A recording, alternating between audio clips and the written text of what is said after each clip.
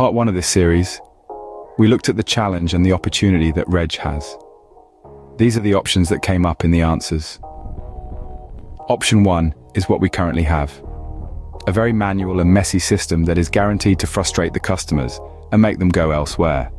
Option 2 is where the full force of recent power features of Excel are applied in order to make this process work better. This is the option that we expected to be the most popular. It is, after all, massively promoted by hundreds of social media influencers. However, only Christopher T. Fennell suggested this option as a practical possibility. Most of the contributors were of the strong opinion that Excel is not up to the job. That REG has no opportunity here. One even suggested that REG should run. So, the popular option is option 3, that this manual spreadsheet mess can only be solved by an external third-party solution. We then had part 2. In part 2, we saw the proof of concept that REG had created to show his boss in his lunch break. In REG's lunch break, the boss himself was having lunch with Jeff Bezos, so the boss's perception is that, according to his expensive consultants, all roads lead to a third-party solution. This could, of course, take many months to even get started. Large budgets will be needed, and many stages of budget approval. Therefore, the perceived value of any solution that would work today would supersede option 3, right? Let's summarize REG's suggestion. His solution has a set of dynamic cascading drop-downs that reflect the stock position on 20 remotely updated spreadsheets. No spreadsheets are sent or received. He created his proof of concept in his lunch break. Therefore, this must be straightforward. It supersedes option 2, the modern Excel power solutions. Well, nobody except Christopher T. Fennell really stepped up with a plan. Furthermore, the boss can understand exactly how it works, therefore it is teachable.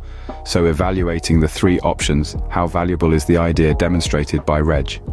Let's see. The benefit from the proven productivity gains is obvious. It's huge. The cost and pain and hassle of the alternatives is unthinkable. And as Mark Proctor points out, there is a perception that only a limited number of people can pull off what REG has pulled off.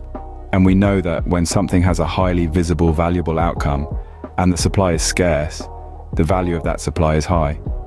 You'd expect REG's talent to be hugely valuable.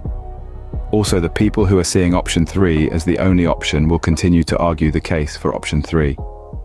However, it is acknowledged all round that that option would take several months to materialize. So, at the very least, there is an option 5.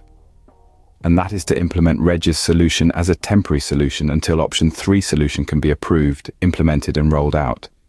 And indeed, this temporary solution could well be a valuable test environment for those designing the option 3 third-party solution. So taking that into account as well, what is the value of REG, the resident Excel guru? The alternative to rejecting REG's idea is this, that we continue with the highly messy and impractical manual process that we currently have, where hundreds of call handlers are having to look up 20 spreadsheets that are sure to be outdated, with the danger that customers will get fed up waiting to be served and go rushing into the arms of our competitors until option 3 is ready and rolled out, which, as we said, won't be for several months, assuming that it gets the go-ahead at all. So, the question in this part is, how valuable is REG? Or if you prefer, why do you think REG's solution will be anything other than extremely valuable at the present time?